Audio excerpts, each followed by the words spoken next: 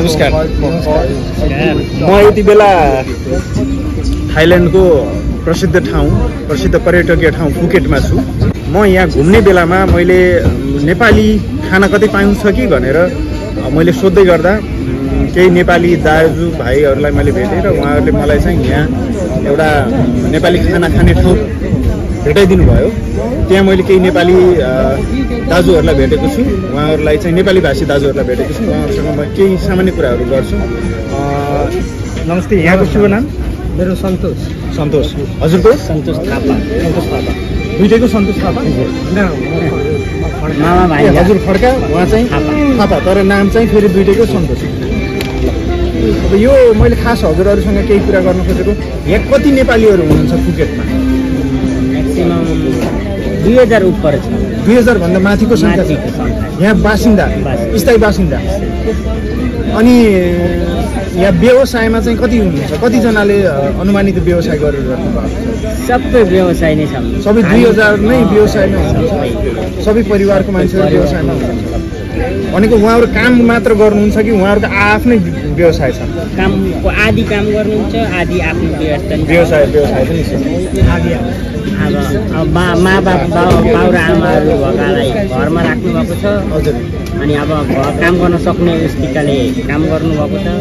अगर आफ्नै व्यापार गर्नेले आफ्नै व्यापार गर्नुभएको छ। खास गरी मैले सुनेको चाहिँ यहाँ नेपालीहरूको ठुलो मात्रामा कपडा व्यवसाय छ। धेरै त्यो सत्य हो? यो सबै नेपाली छ। त्यसपछि बाँकी रहेको रेस्टुरेन्टहरू चलाउनु भएको छ। अनि यो सङ्ख्या उता के भन्छ पटायामा, ब्याङ्ककमा पनि त्यस्तै छ? त्यहाँ पनि नेपाली भाषीहरू हुनुहुन्छ? सबै हर जग्गामा नेपाली, हर जग्गामा। हजुरहरूलाई के अनुमान छ? हजुरहरू यहाँ कति कहिलेदेखि हुनुहुन्छ भनेको? हजुरहरूको हजुरबुवादेखि हुनुहुन्छ कि कति पुस्तादेखि यहाँ फुकेटमा नेपालीहरू बर्माबाट आएका? केही अनुमान छ हजुरलाई? 2 पुस्तासम्म मात्रै छ मेरो परिवारमा चाहिँ। मामा पनि त्यस्तै 2-3 पुस्तासम्म। हजुरको बुवा र हजुरबुवा भनेको हजुरबुवा यहाँ आउनुभयो। अनि नेपाली भाषीहरूको केही त्यस्तो संस्था केही एकै ठाउँ भएको, एकता भएको त्यस्तो केही छ? केही छैन, सबै मिस गर्छ। चाडबाडहरू मनाउँदा सबै मनाउँदैन? गाउँ नै छ, टिपिकल गाउँ नै छ कि यत्रतत्र छरिएर? मन्दिर नै छ नि, मन्दिर नै छ, नेपालीका मन्दिरै छन्।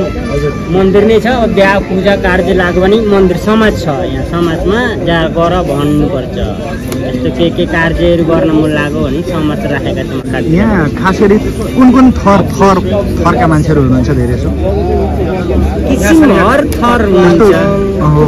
हामी सानै छौँ, सबै थरका हुनुहुन्छ। अरू त्यस्तो नेपालीको बारेमा केही बताउन मिल्ने हजुरहरूलाई? मलाई थाहा नभएको, हजुरलाई थाहा भएको केही छ भने? त्यस्तो त केही छैन हजुर। यहाँ चाहिँ राम्रै छ, हाम्रो लागि राम्रै गर्नुभएको छ यहाँको सरकारले पनि। हामीले पनि राम्रै गरिराखेका छौँ।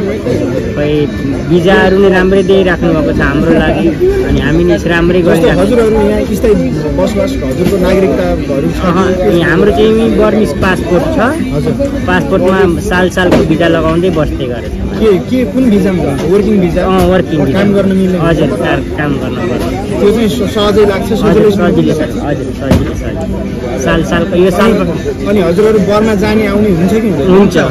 सालमा एकपल्ट घर परिवार उतातिर हुनुहुन्छ। कोही हुनुहुन्छ, कोहीको ताला चाबी छ। त्यस्तै छ घरमा। धेरै जस्तो चाहिँ ताला चाबी जग्गाहरू छन्। हजुर, जग्गाहरू ठुल्ठुला जग्गाहरू। अहिलेको भूकम्पले केही असर गर्यो? हाम्रोतिर हाम्रोतिर के गर्नु, अलिक सहरको डिपार्टमेन्ट चाहिँ गर्नु। हामी चाहिँ अलिक गाउँमा छौँ। हामी चाहिँ घरमाको? हजुर, गाउँको नाम मुगु। यतातिर आउने घर बनाएर पनि नेपालीहरू टर्नी बस्नु भएको छ नि यहाँ? बहुत। यो व्यापार गर्ने मान्छेहरू त आर्थिक रूपमा सम्पन्नै हुन्छन्। कतिको सम्पन्नशाली भएर बसेका यहाँ नेपालीहरू? बहुत छन्। होटल नै मैले देखेका लगभग 10वटा उपर छन् नेपालीका होटल। ठुला होटल? हजुर, ठुला होटल। खास गरी यहाँ घुम्ने ठाउँहरू, मेजर घुम्ने ठाउँहरू कुन हो? यहाँ मेजर घुम्ने आइल्यान्डहरू छन्। सबभन्दा राम्रो आइल्यान्ड फुकेटको कुन हो? टिपी हो। कता पर्छ त्यो? यहाँबाट जानुपर्छ 1-1.5 घन्टा जानुपर्छ। त्यो राम्रो छ। हस्, धन्यवाद। तपाईँहरूको व्यापार सफल होस्, राम्रो होस्। मलाई लाग्छ हजुरहरूको यो रेस्टुरेन्टमा नेपाली खानाको परिकारहरू त्यसलाई अझै धेरै एक्सप्लोर गर्नु होला, प्रवर्धन गर्नु होला र त्यसले चाहिँ नेपालीलाई एकदम नेपालीलाई जोड्ने काम गर्नेछ। तपाईँहरूको व्यापार राम्रो होस्। धन्यवाद। फेरि पनि भेटौँला।